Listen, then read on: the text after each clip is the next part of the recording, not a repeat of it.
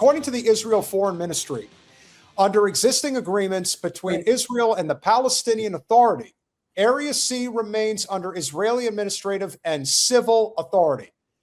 What that really means is they're annexing the West Bank. Yes. That's what they're doing. Officially. Officially. Like, let us be very clear. They've been doing this. The fact that it looks like that is indicative of what they've been doing since 67. I mean, really, this is not new. The only thing that's new is I think that it's like some sort of formal declaration. So they're saying, okay, now it's our official policy. But really, like, it doesn't, I don't think it changes anything.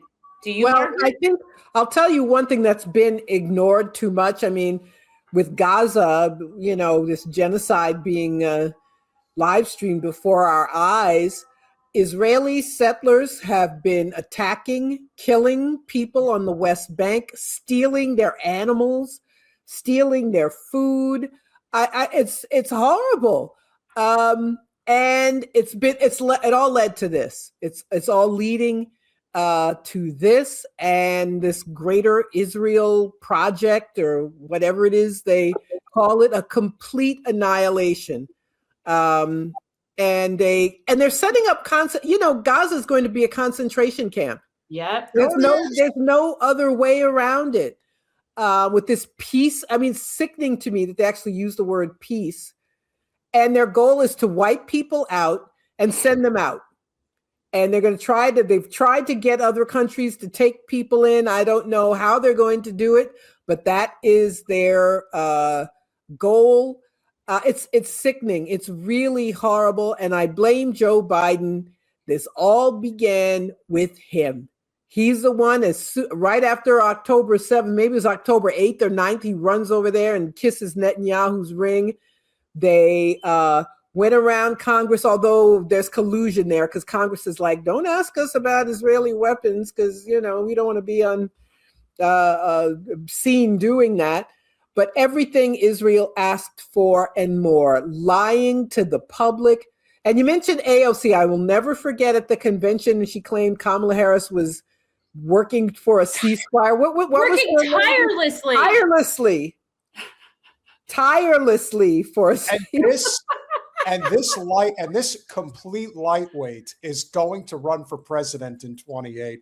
It's ridiculous. It's so silly. It really is silly. The way that she sat on that stage and she answered about Ukraine, the way that she couldn't answer, she took 40 seconds to put two words together that wasn't the about Taiwan.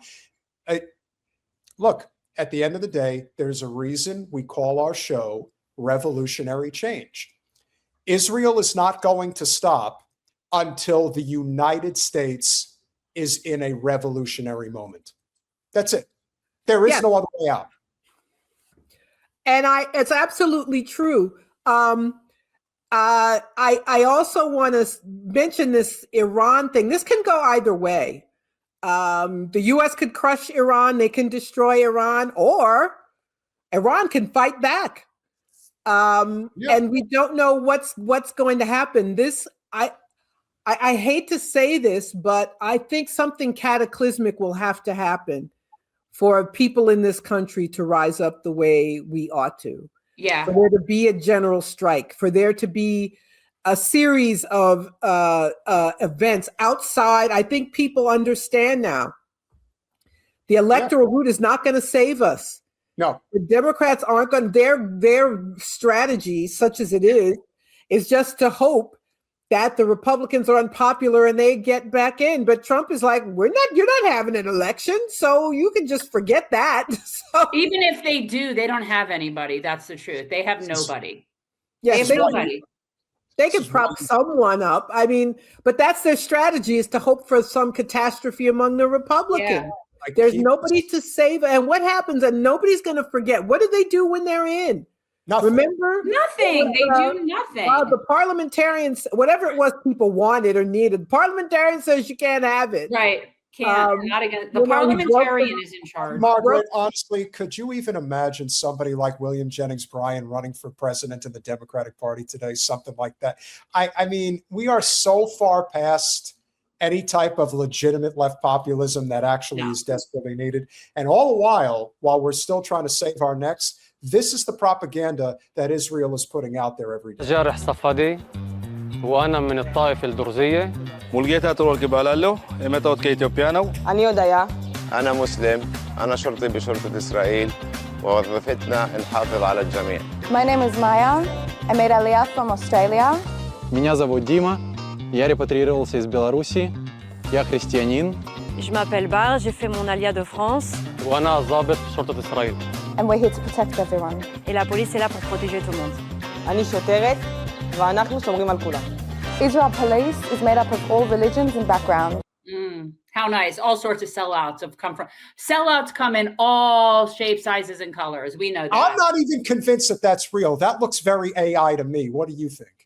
It might be. I don't know. I wanted to ask Margaret something, though, about like when we're talking about the concentration camps that you're talking about being built, because I think they're being built here.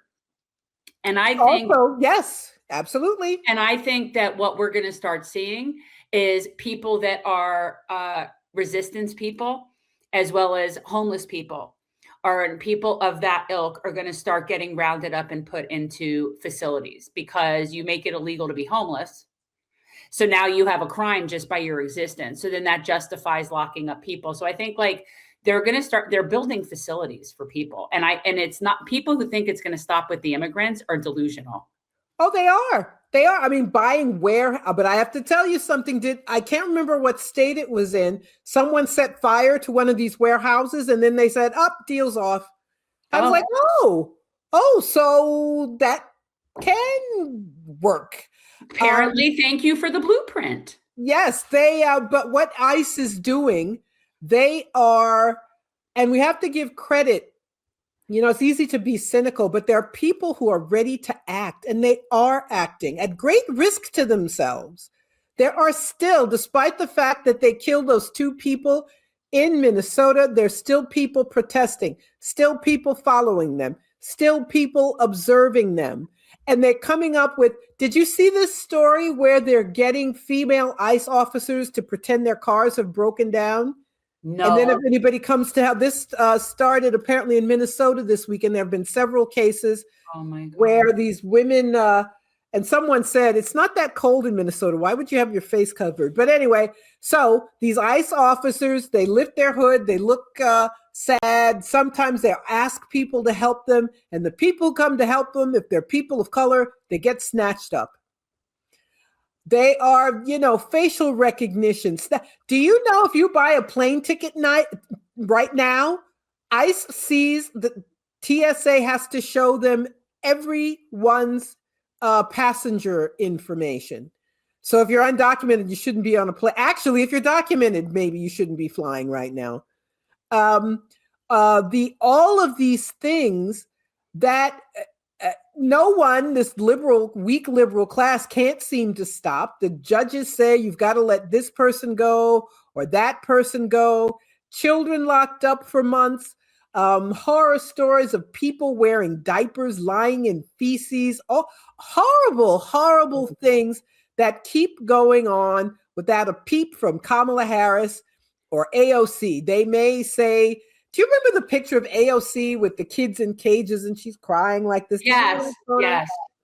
Anyway, she didn't even bother with that now. But you're absolutely right. But I also want to say that a lot of these things have been going on a long time. We have mass incarceration in this country. We have the biggest prison system of any country in the world. We have more police killings than any country in the world. And marginalized people have been the ones targeted. Now everybody's marginalized. Everybody is potentially a target who stands up.